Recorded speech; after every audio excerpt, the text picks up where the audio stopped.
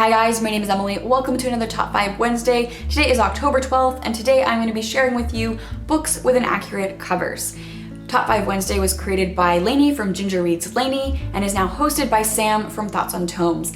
Links to the Goodreads group are in the description box down below, so you can join us if you would like. Let's get into the top 5 covers on my shelves that I think don't really represent the story or the text. Now I know that some of these have been reprinted with different covers, but these are the books that I have on my shelf that I think have crap covers. So at one point in time, these covers were the thing that represented the book, even if it's been reprinted now. I'm gonna start with Woman on the Edge of Time by Marge Piercy. So you have this blue cover with these ladies. It's tiny, it's boring. It's a feminist science fiction story.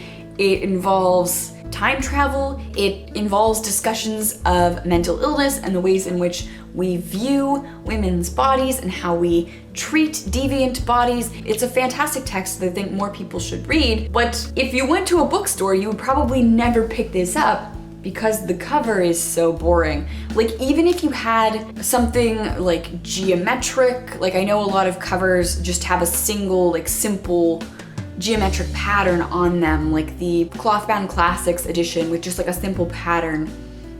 Could do something like that. You could do something fairly simple to make the cover more eye-catching and more pretty. It is not a sort of like eye-catching cover that would make me want to pick this up. I had to read this for class. That's the only reason I picked this up. And I think that's a theme that you'll probably notice in a lot of these books. The majority of these books, these are things that I picked up for class that are really good that I would never pick up based on the cover. So the next thing I have is HD's Trilogy.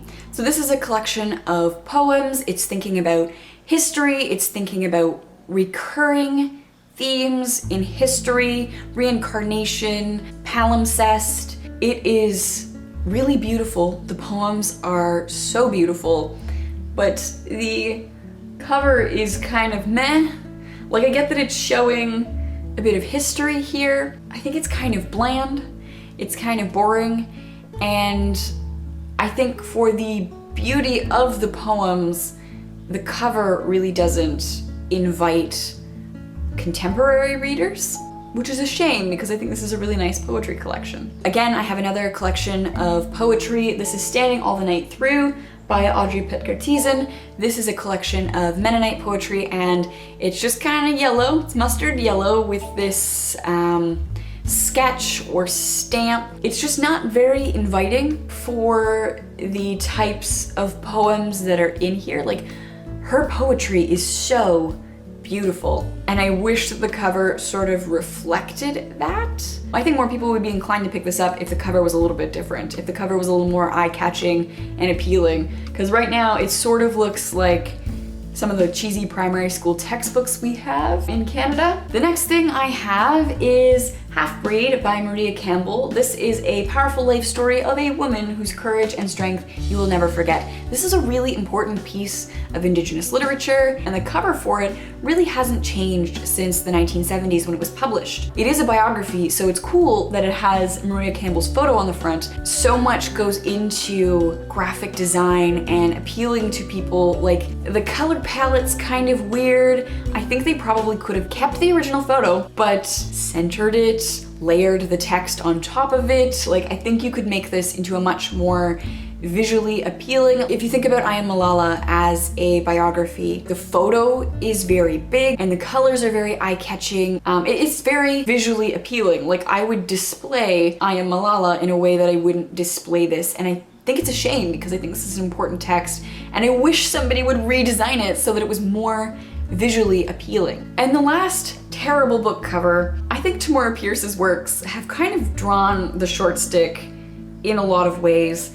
And so here are two covers. Maybe one of them will speak to you. So this is definitely more childish. Personally, I like this. It kind of reflects the cheesy fantasy covers that we expect from a lot of fantasy texts. So I mean, because this is children's literature, I do like this. This is the more recent reprint, Twilight era reprint, in which they've gone simple colors, but you have these like half-faced chopped up ladies that happen throughout this reprinting. At least this reflects the story. You can see characters, you can see the animals, you can see the castle in the background.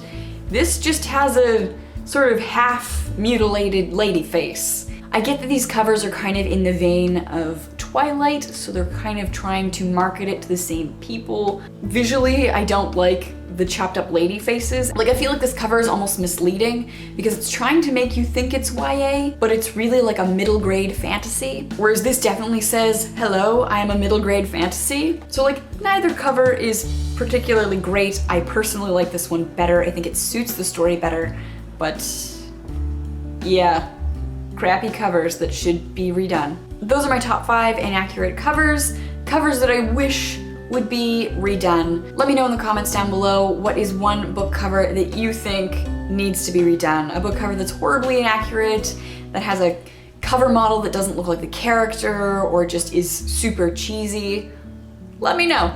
Let's talk about bad covers. Thank you so much for watching, and I will see you soon. Bye!